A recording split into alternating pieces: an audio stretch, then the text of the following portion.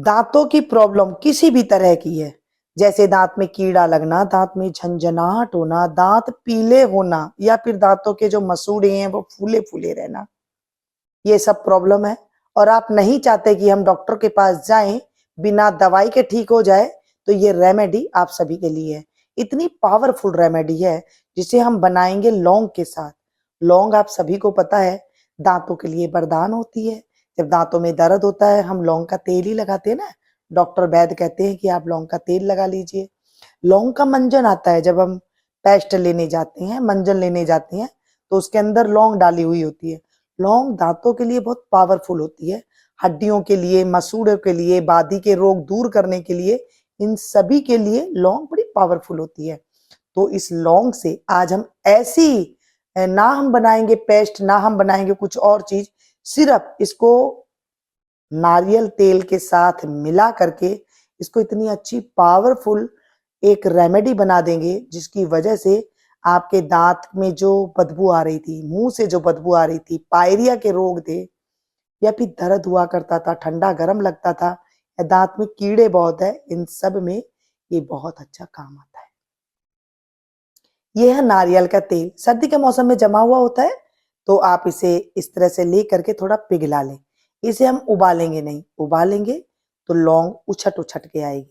आप चाहें तो लौंग का पाउडर भी बना करके इसके अंदर डाल सकते हैं, लेकिन मैंने इसे सिर्फ सीधा ही इसमें डाल दिया है और इसको हम गर्म करेंगे।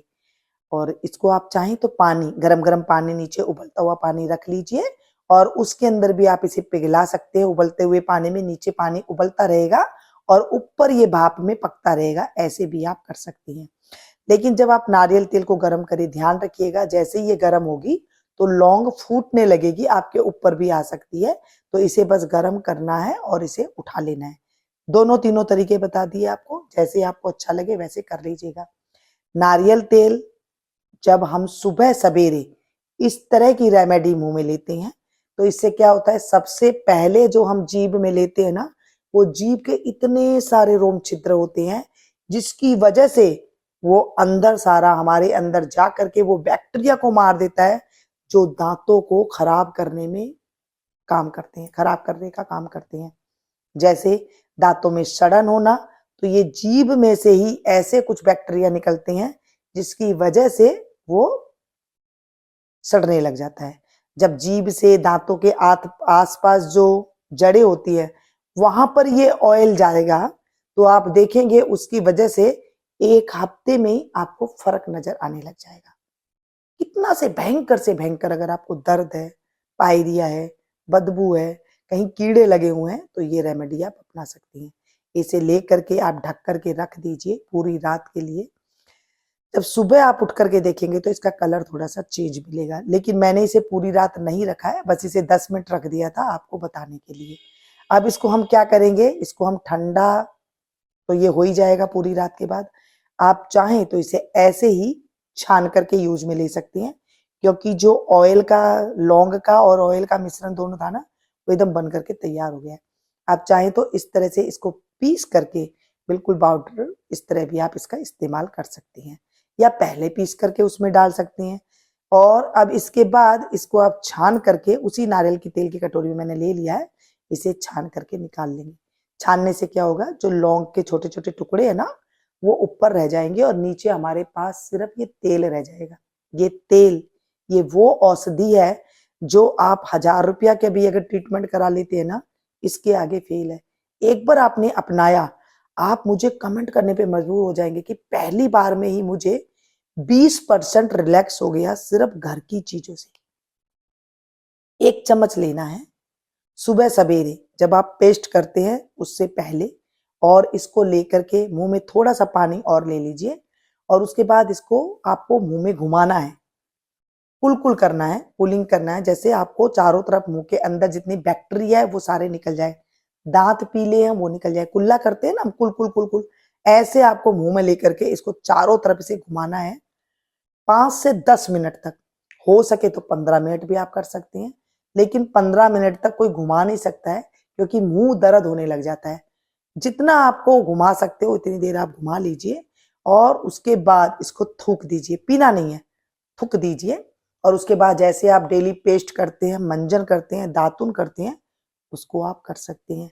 और दूसरे टाइम रात को जब सोते हैं तब कर सकते हैं, या तो आप सुबह सवेरे कर लीजिए, या फिर रात को सोते टाइम पर आपने खाना वाना सब खा लिया है, उसके बाद आप 1 चम्मच तेल लीजिए, फिर वही 1 घूंट पानी लेकर के, और उसके बाद मुंह में आप घुमाते रहिए 10 से 15 मिनट तक, फिर कुल्ला करके, जैसे आम कुल्ला करते हैं, फिर उसके बाद सीधा पानी के साथ कुल्ला करके आप सो जाइए।